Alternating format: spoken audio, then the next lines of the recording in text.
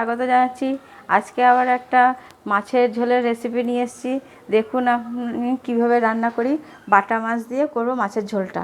তার আগে আমি গ্যাসটাকে ধরিয়ে নিয়ে কড়াইটা বসিয়ে দিচ্ছি। কড়াইটা গরম হলে আমি তেল দেবো।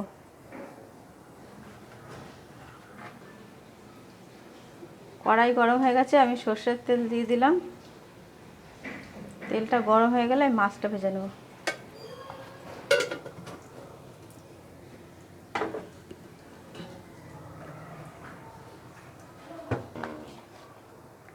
তেলটা গরম হয়ে গেছে, আমি মাছটা ভেজে নিচ্ছি।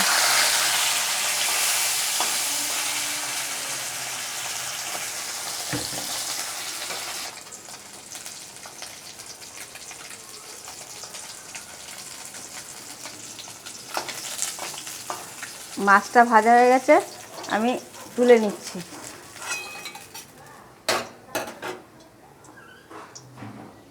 আর একটু তেল দিয়ে দিচ্ছি।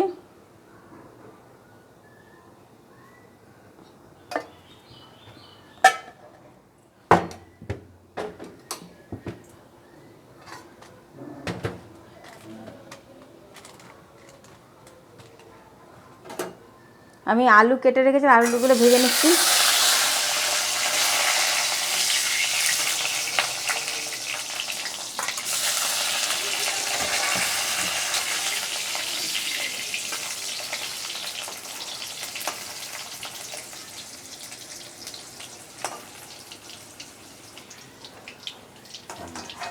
আলুগুলো লাল লাল করে ভাজা হয়ে গেছে, এগুলো তুলে নিলাম।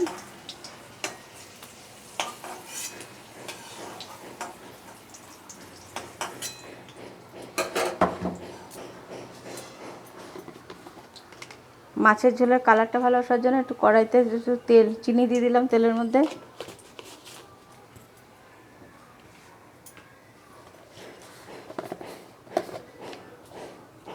জিরে ফোড়ন দিলাম।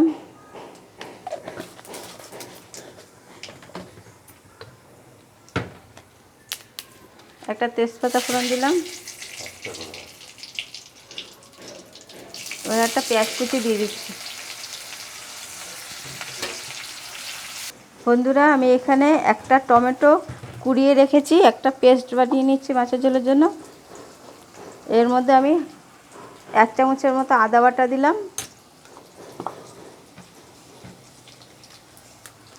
এইটা দেখুন সানরাইজের মাছের ঝোল মশলা। এই মশলা আমি 1 চামচের মতো দেব। এইটা দিয়ে একবার মাছের ঝোল করে খেয়ে দেখবেন, এটা স্বাদ কিন্তু অন্যরকম হয়।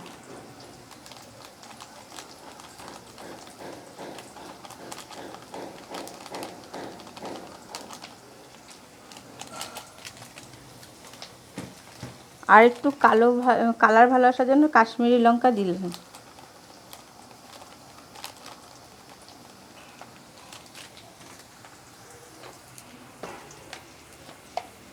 পেঁয়াজটা লাল লাল করে ভাজা হয়ে গেছে, আমি পরিমাণ মতো লবণ দিচ্ছি।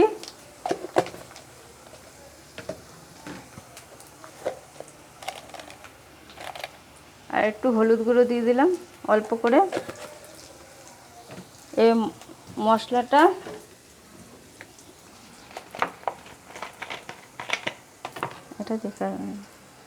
একটু জল দিয়ে গুলিয়ে আমি দিয়ে দিলাম।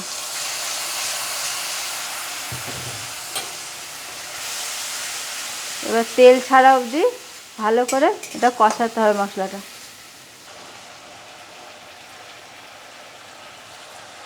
মাছের ঝোলটা ভালো স্বাদ আসার জন্য একটু মশলার মধ্যে চিনি দিয়ে দিলাম। এবার মশলাটার মধ্যে আমি আলু দিয়ে, এই দেখুন তেলটা ছেড়ে যাচ্ছে, এবার আলু দিয়ে আর একটু ভালো করে কষিয়ে নেব।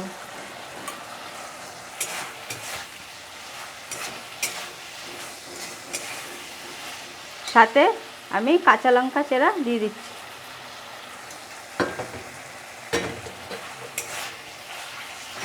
ভালো করে এবার মশলা দিয়ে আলু দিয়ে ভালো করে কষানো হয়ে গেছে, তেল ছেড়ে দিয়েছে ভালো মতো। এবার পরিমাণ মতো আমি জল দিয়ে এটাকে ফুটতে দেবো।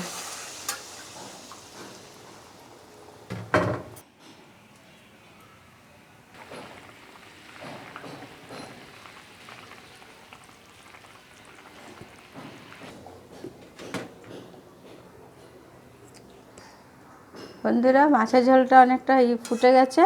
আমি এবার মাছটা দিয়ে আর 5 মিনিট ফুটিয়ে নিয়ে নামিয়ে দেবো।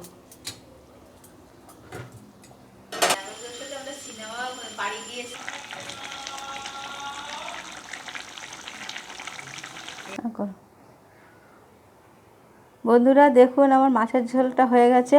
মাছের ঝোলের কালারটা দেখুন। আর এইভাবে একদিন সানরাইজের মাছের ঝোলের মশলা দিয়ে একবার মাছেরটা করে খেয়ে দেখুন, তারপরে বুঝবেন কীরকম হয়েছে। আমার এই রান্না যদি আপনাদের খুব পছন্দ হয় তাহলে একটা লাইক করুন, শেয়ার করুন, কমেন্ট করুন, সাবস্ক্রাইব করুন। নমস্কার।